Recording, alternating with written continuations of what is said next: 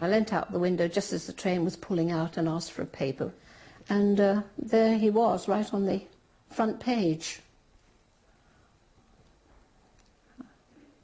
I just sat down and couldn't believe it was the same man. Haigh claimed that he had committed a good many more murders, 5 of which the investigators believed.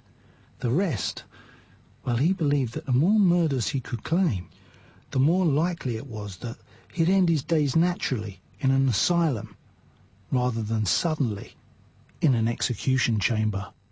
At his trial, Haigh pleaded insanity and spent much of the time feigning indifference to the proceedings by doing crossword puzzles. He said that with all his murders, he experienced a lust for blood and drank a full glass from each of his victims. The jury weren't persuaded by his talk of vampirism. Perhaps they remembered that either just before or just after he was supposed to have quenched his thirst with a glass of Mrs. Durham Deacon's blood, he'd popped out for a poached egg and a pot of tea. Now that would have even made Dracula sick. Haigh sat for many hours behind his cell door while the gruesome details of his crimes were outlined. His foolproof plan had proved anything but. Because of her false teeth, the remains of Mrs. Durham Deacon were positively identified. After a trial lasting only a couple of days, the jury needed a mere 13 minutes to decide that Haigh was sane and guilty as charged. On the 10th of August 1949, Haigh was executed by hanging. Haigh had gone to such great lengths to destroy the human body, but hadn't had any idea that the acid would not dissolve away the plastic dentures. And of course, the dentures being readily identifiable by the dentist, one could prove who the victim was. All forensic odontologists hope to achieve a positive identification, and this is certainly a landmark case.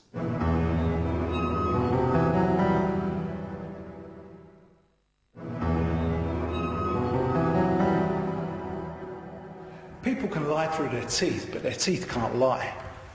Like fingerprints, teeth are unique to the individual, and in proving identification and solving crimes, they have often been the means of providing conclusive evidence. Our next pioneering murder case during the Second World War was central to the development of forensic dentistry. On the 17th of July 1942, a workman demolishing a bombed-out chapel in South London made a grisly discovery. Underneath the stone slab, he saw a skeleton with pieces of flesh still clinging to its bones. Assuming that it was the remains of a Blitz victim, he scooped it out with his shovel, but the head stayed on the ground. Once the police arrived, the skeleton was wrapped up and taken to the public mortuary, where the forensic pathologist, Dr. Keith Simpson, first examined it. The first thing that he noticed was a womb in the remaining parts of the body, which clearly identified the sex as female. He also noticed a yellowish deposit and charred bones. This was wartime London, and the sight of dead bodies was not uncommon, but Simpson couldn't write it off as a casualty of war. There were too many unanswered questions.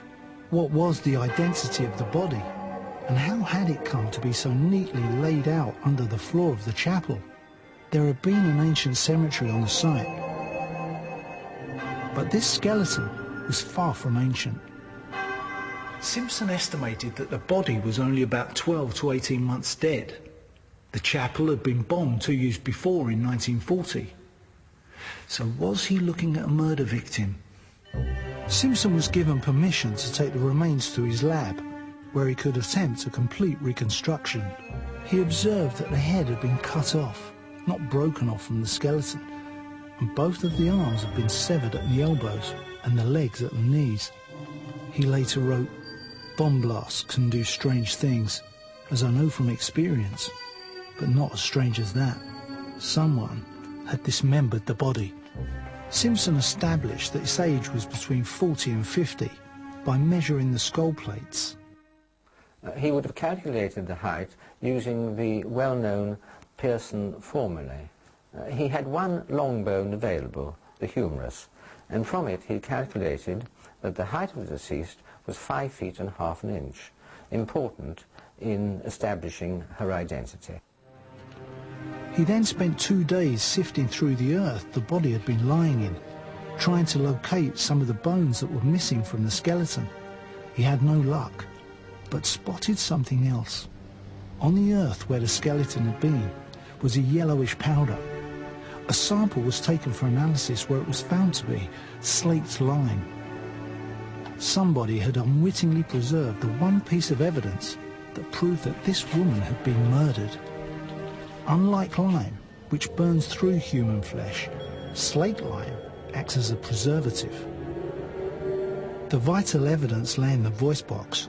Once dissected, it could be seen that the thyroid cartilage was fractured. Simpson knew that this bone is never broken spontaneously. It only occurs when the neck is gripped by a thumb or fingertip, and the finding is characteristic of strangulation. So this was now a murder case, but without the victim's identity, there was little hope of finding the murderer. In the case of an unidentified body, we rely on a full post-mortem dental charting.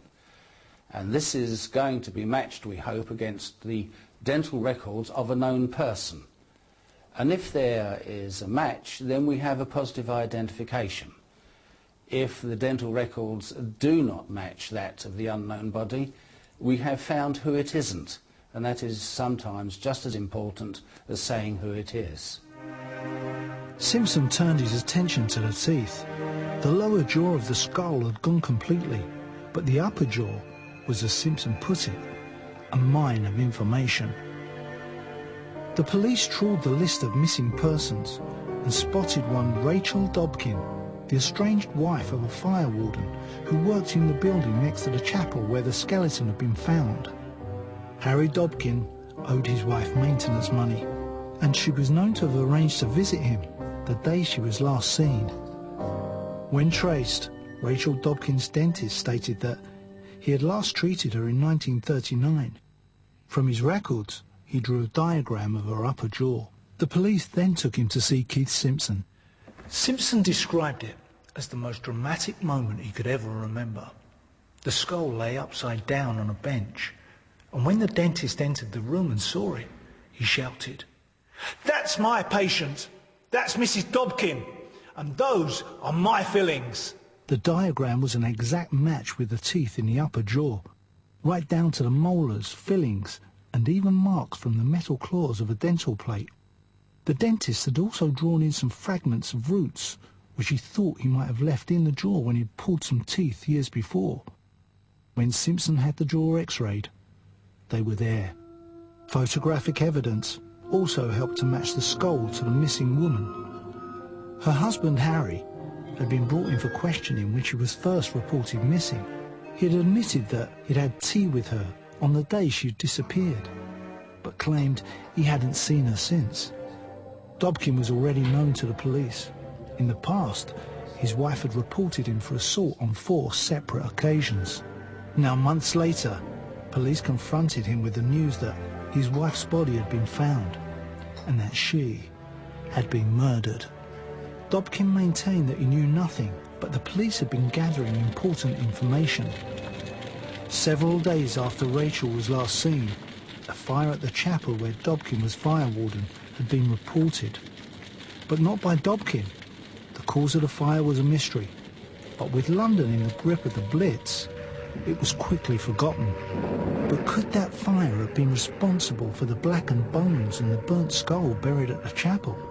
A failed attempt by the murderer to dispose of the body. Several witnesses, including a police constable, stated that they'd seen Dobkin weeks after the mysterious fire, lurking around the ruined chapel, even though he'd left his fire-watching job and moved away from the area. Having considerable circumstantial evidence against Harry Dobkin, the police charged him with the murder of his wife. Dobkin pleaded not guilty. His defence decided that they would challenge the forensic evidence. They queried Simpson's calculations concerning the skeleton and subjected Rachel Dobkin's dentist to intense questioning. But after only 20 minutes of deliberation, the jury pronounced Harry Dobkin guilty. He was duly hanged.